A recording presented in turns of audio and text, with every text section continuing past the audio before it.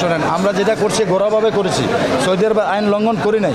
যদিও তারা আমাদেরকে বন্দি করছে, কিন্তু তাদের হচ্ছে আওয়ামী লীগের ছেলেবেলেদের ইন্ধনে ওদের উস্কানিতে আমাদেরকে বন্দি করছে।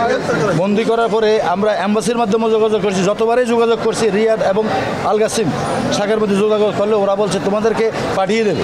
কিন্তু এমন একদিন দেখি নাই আমাদেরকে দেখার জন্য অ্যাম্বাসির একটা লোক দেখা করার জন্য। কিন্তু প্রত্যেকটা দেশের প্রতি সপ্তাহে অ্যাম্বাসির লোক দেশে যায়, কার কি সমস্যা, পাসপোর্ট নেই, কিছু নেই, তাদেরকে দেশে পাঠায়। কিন্তু আমাদের সাথে এই 6 মাসের ভিতরে কেউ যোগাযোগ করে নাই। এখন আমাদের কথা হলো, আমরা তো দেশে বুঝতে পেরেছি, আমরা প্রত্যেকে এখানে বিজনেসম্যান। হ্যাঁ, প্রত্যেকে আমরা বিজনেসম্যান, আমরা বিএনপি সমর্থনকারী। যেই সমর্থনকারী ওইটা না, আমরা কত হলো দেশ কলঙ্ক মুক্ত করার জন্য। আমার নাম মোহাম্মদ জামিল হোসেন, কুমিল্লা বড়ুয়া শাখা। আমি সৌদি আরব প্রবাসী। হ্যাঁ, সৌদি আরব প্রবাসী থাকি। 10 জন আপনারা আসছেন? হ্যাঁ, দুইজনের দুজন, একজনের পাসপোর্টের সমস্যা, একজন ড্রাইভিং লাইসেন্স। হ্যাঁ, আমাদের কথা হলো আমাদের তো ওই দেশে ঢোকার আর নিষেধাজ্ঞা দিয়ে দিচ্ছে বাংলাদেশ তত্ত্বাবধায়ক সরকারের অধীনে। কাছে আমাদের আবেদন যে আমাদের নিষেধাজ্ঞাটা যেন উঠিয়ে আমরা ওখানে প্রত্যাবর্তন করতে পারি। আমাদের লক্ষ লক্ষ টাকার মাল সামানা ওখানে করেছে। আমরা সবাই ঠিকাদারি ব্যবসায়ী, প্রত্যেকে ঠিকাদার ব্যবসায়ী। আমাদের লক্ষ লক্ষ রিয়াল ওইখানে মাটি হতে যাচ্ছে। তাই সরকার যদি আমাদেরকে কোনো অনুদান দেয় বা এই দেশেই কোনো বিজনেস করার জন্য। আমরা আমাদের বাংলাদেশ সরকারের কাছে বিনত অনুরোধ, আমরা এই 8টি মাসে অনেক ক্ষতিগ্রস্তের মধ্যে আছি। আমাদের বাংলাদেশ সরকার যদি আমাদেরকে সহযোগিতা করে, আমরা আমাদের কর্মস্থলে ফিরে যেতে চাই। আমরা পরবর্তীতে দেশের জন্য কোনো সৌদি আরবের আইন অমান্য করব না ইনশাআল্লাহ।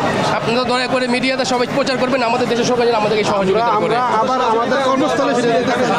এই বিষয়ে আমাদের বক্তব্য হলো আর মন্তব্য হলো, ভাই আমাদের একমাত্র উপার্জনকারী ছিলেন তারা সংসারের, কিন্তু বিগত 8 মাসের উপরে তারা যে জেল খাটলো বিনা অপরাধে। কিন্তু এদেশের কিছু আওয়ামী লীগের দূষরদের ষড়যন্ত্রের কারণে তারা বিনা কারণে 8 মাস 9 মাসের মতো জেল খাটলো। খাটার পরে তারা যেই ভুক্তভোগী, যেই আর্থিক দিয়ে যেই দুর্ভোগ আমাদের প্রবাহিত হয়েছে, এটা আমাদের কখনো মনে হয় না পোষাবে বলে, কি করছি বুঝছেন। কিন্তু আমাদের একটাই আকুল আবেদন, যেহেতু ওনাদেরকে দেশে পাঠিয়ে দেওয়া হয়েছে, তাহলে বর্তমানে আমাদের এই প্রধান উপদেষ্টার কাছে আমাদের একটা আকুল আবেদন থাকলো যে আমরা যে ক্ষতিটা হয়েছে, ক্ষতিটা আমাদের পোষণের জন্য ওনাদেরকে আবার বিগত যেই কর্মস্থল ছিল ওই কর্মস্থলে ফিরিয়ে দেওয়ার জন্য ওনার সুদৃষ্টি কামনা করছি। আমরা আমার বোনজামের ফ্যামিলিতে, আমার বোনজামে একা উপার্জনকারী, আজকে দীর্ঘ 8 মাস যাবৎ সৌদি আরব জেলখানাতে ছিল। শেখ হাসিনার পতনের সময় তারা ওই প্রীতি পূজার আয়োজন করছিল, তার কারণে তাদেরকে ওইখানে জেলখানায় বন্দি করা হয়েছিল।